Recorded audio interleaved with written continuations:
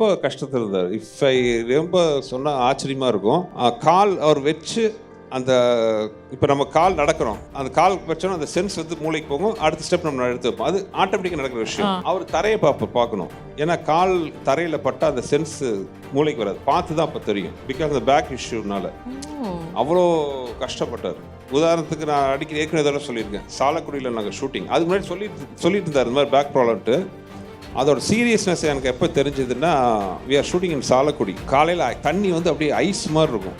So யூனிட்லாம் கஷ்டப்பட்டு போடுறோம், இவர் ஜாலியாக நடந்து வர்றார். நான் பார்த்து விளையாட்ட கேட்டேன், என்ன தான் ஹீரோ சொன்னாலும் தண்ணி ஜில்லு கூட காட்டிக்கூடாதா அப்படின்னு. ஆனால் நீங்கள் வேறு, எனக்கு எந்த சென்ஸும் தெரியாது, அந்த தண்ணி அவ்வளோ ஜில்லுன்னு இருக்கிறது கூட அவருக்கு மைண்டுக்கு ஃபீல் வராது. அப்போ அந்த மாதிரி இருந்துச்சு பேக் ப்ராப்ளம்.